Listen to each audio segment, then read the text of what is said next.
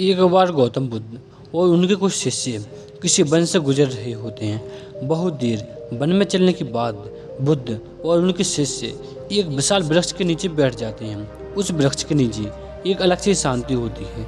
सभी लोग उस शांति को अनुभव कर रहे होते हैं। कुछ देर बीतने के बाद बुद्ध का एक शिष्य उठता है और बुद्ध से पूछता है, बुद्ध, मैं आपसे एक प्रश्न पूछना चाहता हूँ। बुद्ध कहते हैं, पूछो, क्या प्रश्न है तुम्हारा? वह भिक्षु बुद्ध से कहता है, मैंने कभी भी आपको दुखी नहीं देखा।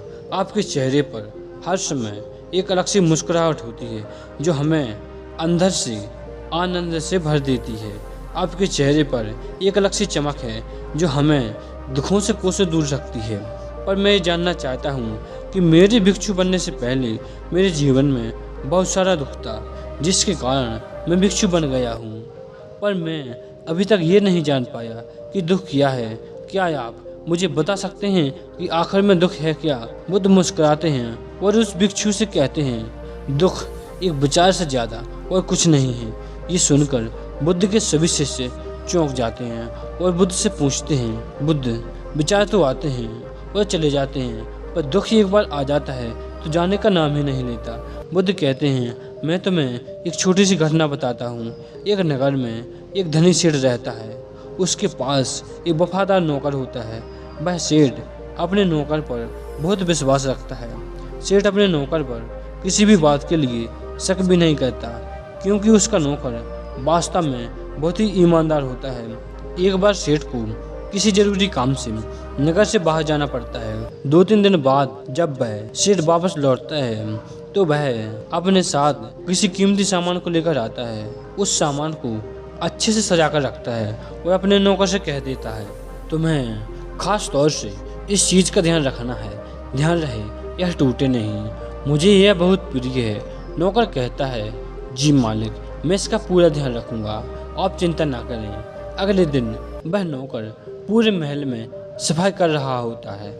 सफाई करते करते वह सेठ की उस कीमती वस्तु के पास पहुंचता है और उसकी भी सफाई करने लगता है। सफाई करते समय वह कीमती चीज उस नौकर के हाथ से फिसल जाती है और नीचे गिर जाती है। जब सेठ को ये बात पता चलती है तो नौकर के पास आता है और नौकर को खूब डांटता है और धमकाता है।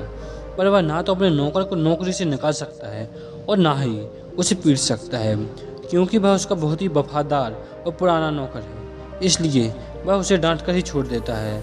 सेठ अपने उस कीमती चीज के बारे में सोच सोचकर बहुत ही दुखी रहने लगता है। रात होती है और सेठ अपने कमरे में लेट जाता है, लेकिन सेठ को नींद नहीं आ रही। बेचैनी के कारण सेठ अपने कमरे से बाहर निकलता है और देखता है कि उसका नौकर निश्चिंत होकर सो रहा है। यह देखकर वह बहुत ही क्रोधित हो जाता है और सोचता है कि इसे मेरी इस कीमती चीज की कोई चिंता नहीं जो उसने तोड़ दी है, और इसको थोड़ी सी भी चिंता नहीं है। मुझे यह नींद भी नहीं आ रही और ये आराम से सो रहा है। पर सेठ अब कुछ भी नहीं कर पाता, क्योंकि सेठ को भी पता है कि उसका नौकर बहुत ही वफादार है। सेठ अपने कमरे में वापस चला जाता है।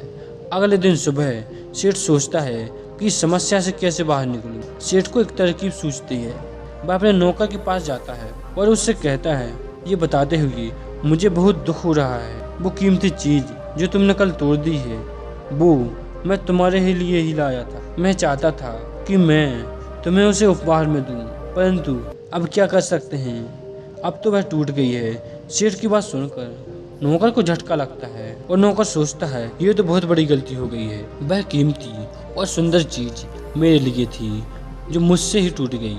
इसके बाद उस नौकर के मन में बेचैनी पैदा हो जाती है, दुख पैदा हो जाता है।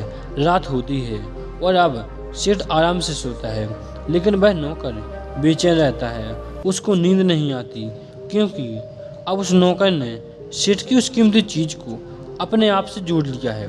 इसलिए वह दुखी हो रहा होता है। पहले उस नौकर के मन में यह विचार नहीं था कि ये कीमती चीज मेरी है, पर अब उसके मन में ये विचार है कि वह कीमती चीज ना टूटती तो वह मेरी होती।